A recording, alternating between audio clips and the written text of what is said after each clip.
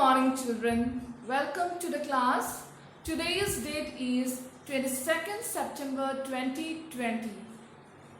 So we have already completed the syllabus for term 1. So today we are going to do the revision of the lesson 1, which is Who Am I?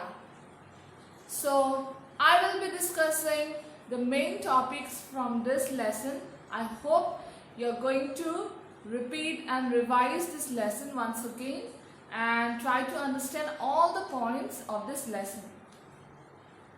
Let's start with the first thing, which is a person name, right?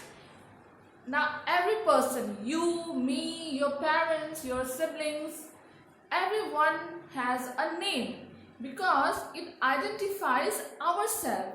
Now, if I say a girl, then there are lots of girls. If I say a boy, then there are lots of boys to whom I am pointing. We don't know. But when we have a name, I can say, oh, that is Ravi, right? That is Ravi. That means my friend came to know that, okay, he is the Ravi. Then she is Sita.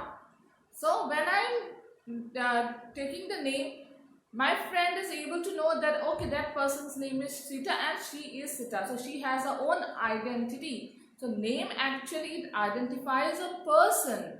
Now every person has a name. Now how many parts does a name have? A full name has two parts. The first name and the last name. Now for example, I have given here Ravi Arora. Ravi is the name and Arora is the last name, which is also the title or the surname, as we call it as surname or title.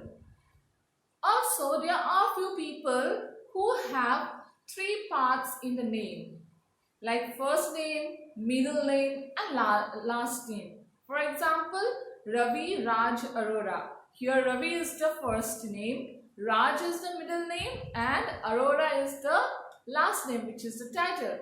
So this is how we write our name. Yeah.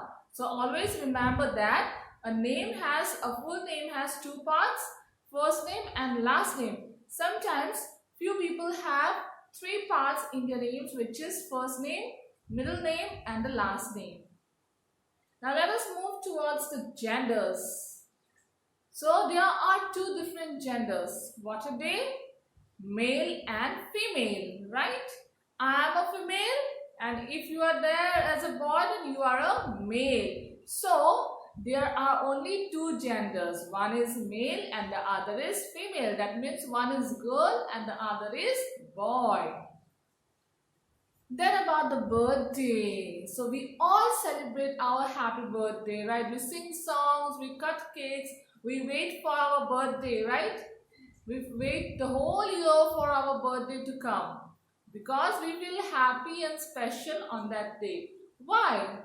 Why do we celebrate happy birthday? Because this is the day on which we were born, and the day on which we were born is called our date of birth. So suppose you are born in 15 September 2014, then that is your date of birth. Yeah.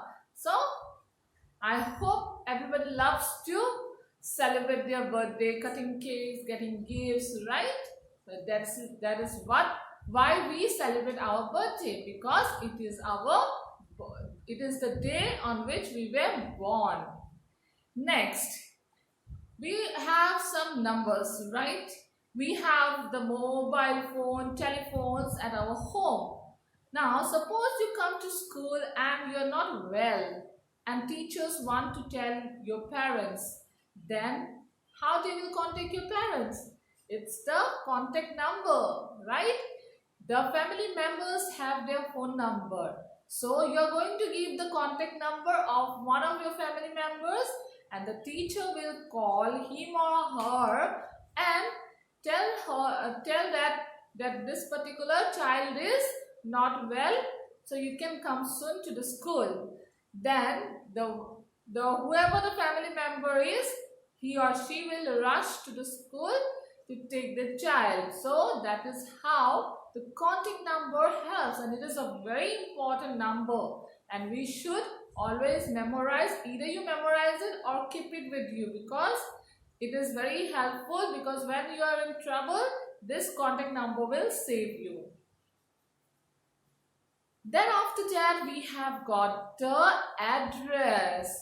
As you can see here, we all have an address, right? Byline number this, then suppose 6 Mile, then your area, Guwahati, pin code, Assam. So this is how we write, right? Now address, what is an address? Address is the place where someone lives. So I live at my place. So I live in Kahilpara. So this is my area, is called Kahilpara. So this is my address. You're going to find me here. Some of you live in 6 Mile. So I'm going to find you there. 6 Mile particular place, you have the byline, right? So some of you stay in the Narangi nearby school. So this is how we have our own address where we live. And if suppose your friend wants to visit you, then what you're going to give? You're going to give your address. That is how he or she is going to find your house. Now people write names and addresses on letters. Now I want to send a letter to one of the student, right? Then what I will need? I will need the student name, the parent's name, and the address. Address, because that letter will go to that address. Now without the address, how the letter will find on its own? It's not possible, right? So we need the names and addresses on letters. Postman takes the letters to the correct places and persons. Now a letter cannot walk it on its own and reach to the address. We have to carry it. Somebody has to carry the letter to that particular place or the person, right? Then who is that person who carries this? It is the postman. Okay. It is the postman who takes the letter to the correct places and persons. The letter cannot walk on its own. It doesn't have any legs, and it cannot go and reach at the correct places, right? Because it is a non-living thing, therefore a living thing has to carry it, a postman. And that particular man, whoever carries the letters, is called postman. Okay, so this is about the address and letters. Then we come to our identity card. An ID card has our name and contact number. Now I have an ID card here. Okay, this is my ID card. Then you also have an ID card.